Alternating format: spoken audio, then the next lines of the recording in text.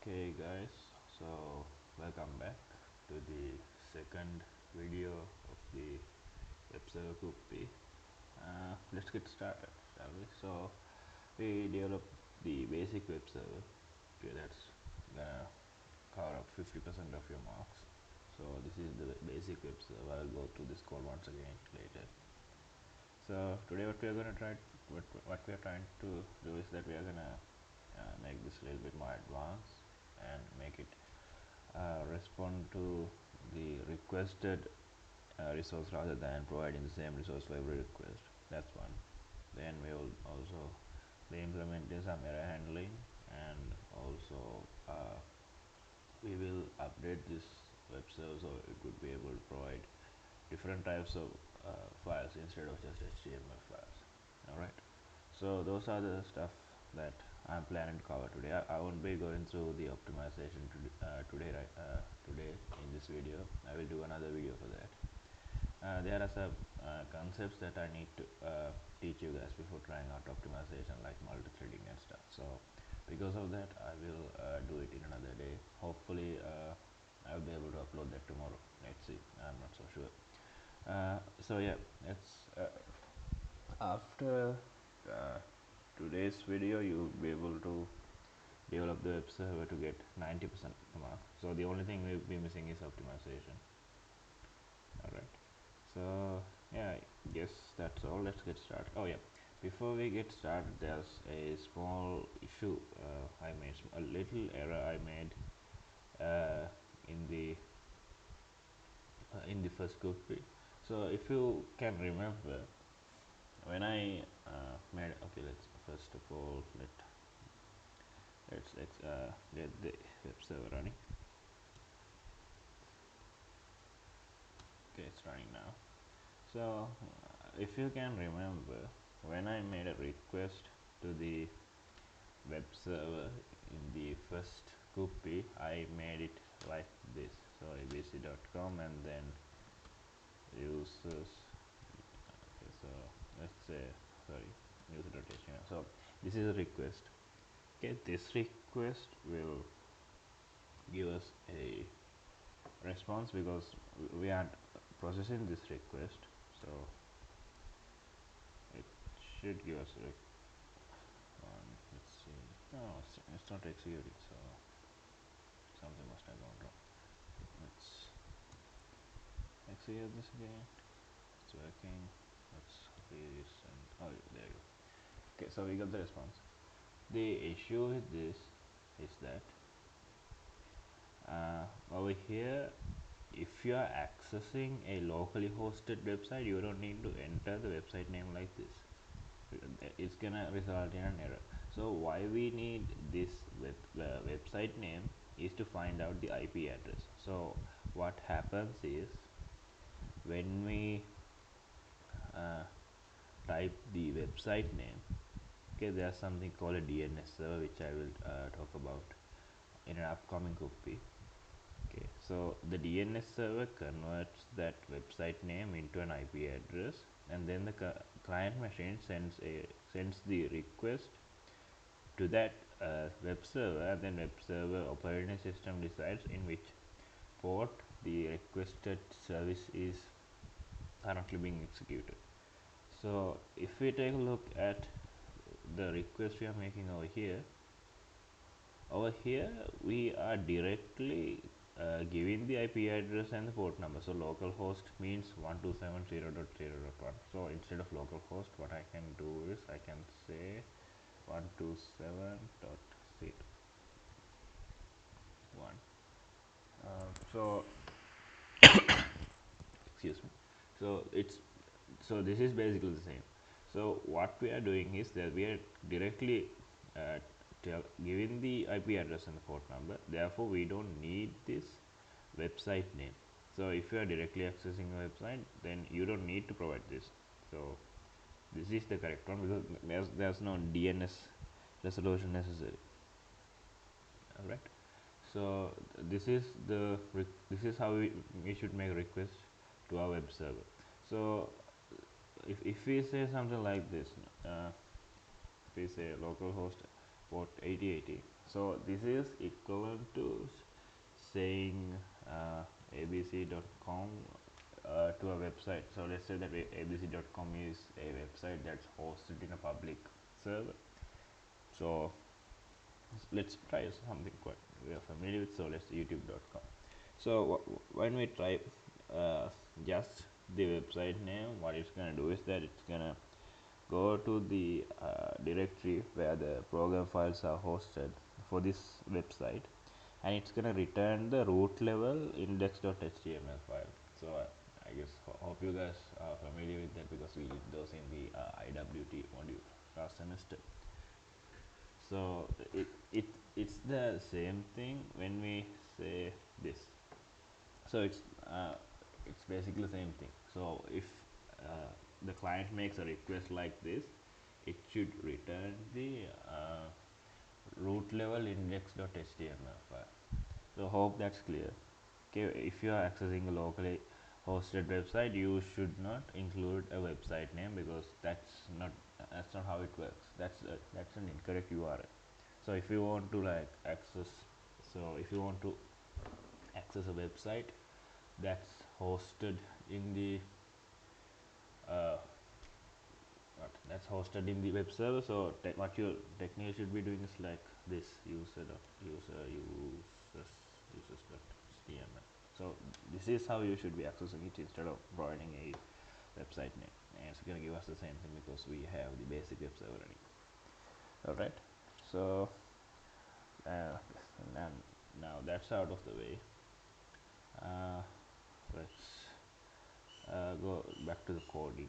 Okay, so if you are using VS Code to develop these any C applications, you should use this extension. There's this one called C++ extension package developed by Microsoft. So this one's actually a collection of 4 extensions. The C++ extension. So it was over here. So this one's the one that provides all the intelligence and autocomplete run time. So if I like start typing, it's gonna give me some suggestions. So I get that from this extension. Okay, if you don't need all these extensions, then you can just install this extension instead of installing the extension pack. Okay, so yes, since those two are out of the way, let's get back to the code. All right, so let me go through this code once again, just in case if you can't remember.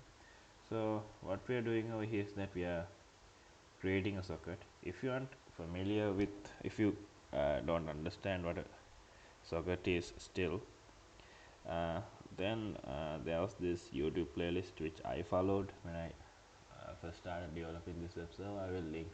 I provide the link for that playlist in the description. So if you guys want to understand sockets better, that playlist might be a little bit helpful. Okay, you guys can check it out.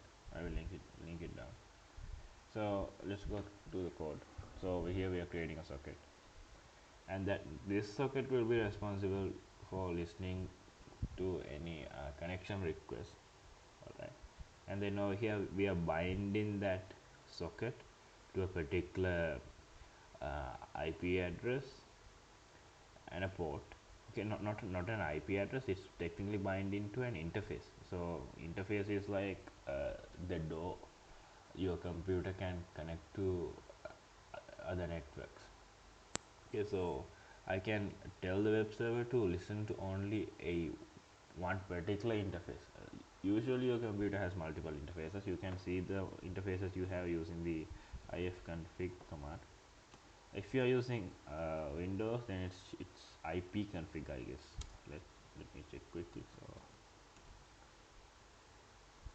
it should be ipconfig. Yes, it's ipconfig. So over here it will give you all the network interfaces.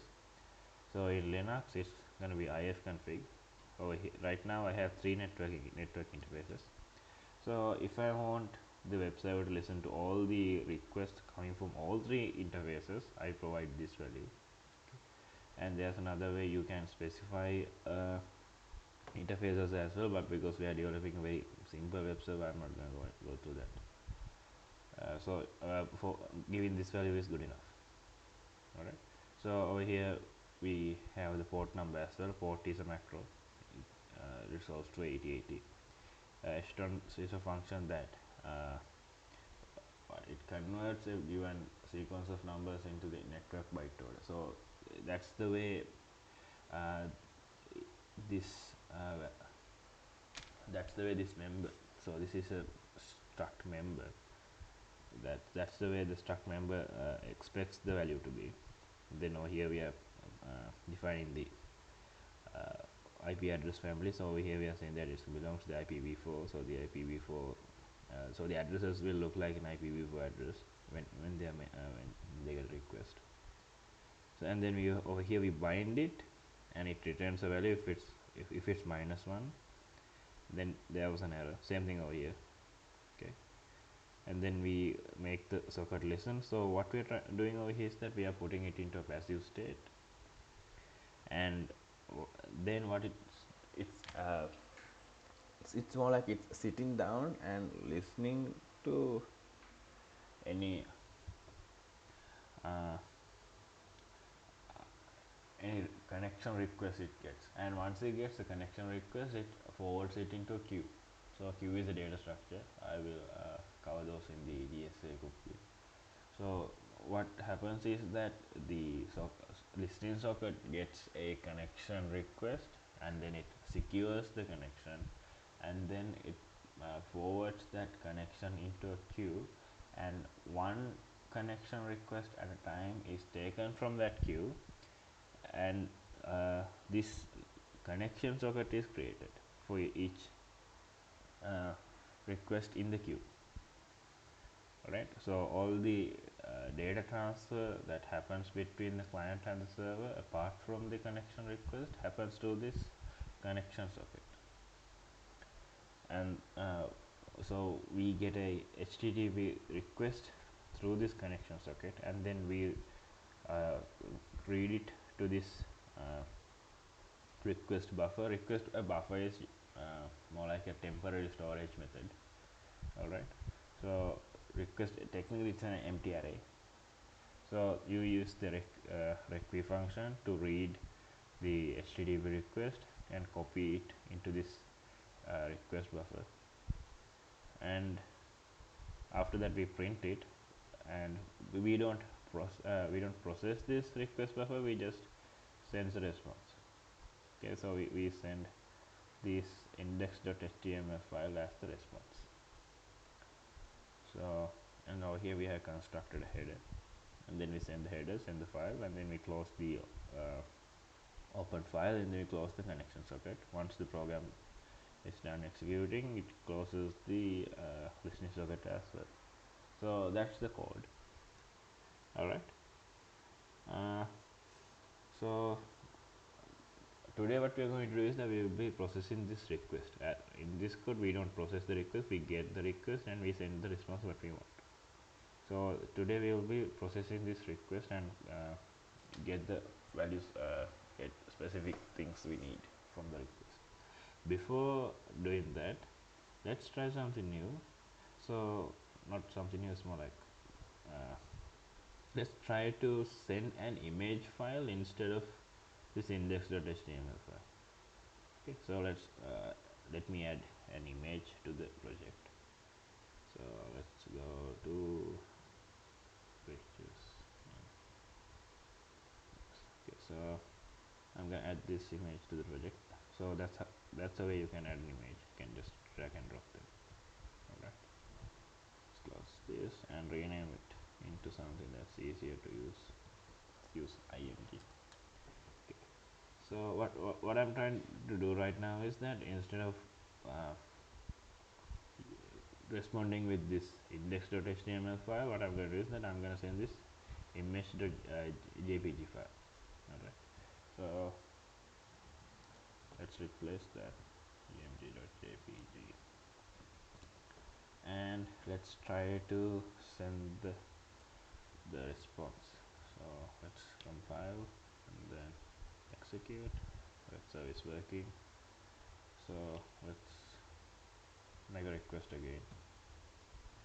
And oh yeah, I forgot. So the tiny error. So over here the content type should be different. It should be image jpg. Let me double check quickly. I'm pretty sure that's the one.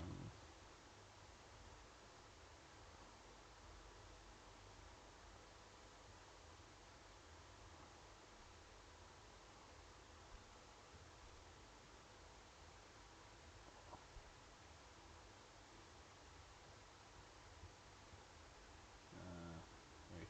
Ah, yes, this one. No, this should be. I said JPEG, not JPG. Should be JPEG. So the content type defines the type of the content we are sending, right? So let's refresh and stick it again. Oh yeah, I forgot to compare. So let's okay. Might have to wait for a little moment right now because it takes time to.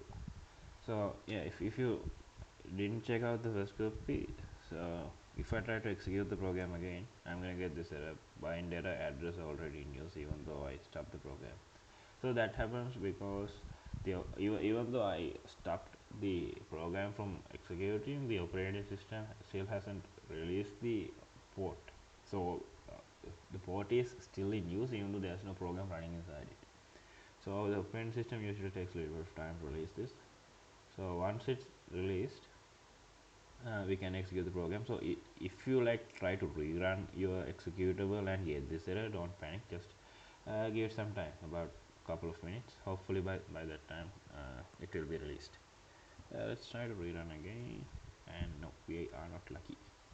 So yeah, you guys might have to wait for a moment. Meanwhile, is there anything we can talk about? I need to talk about how strings work in C as well. So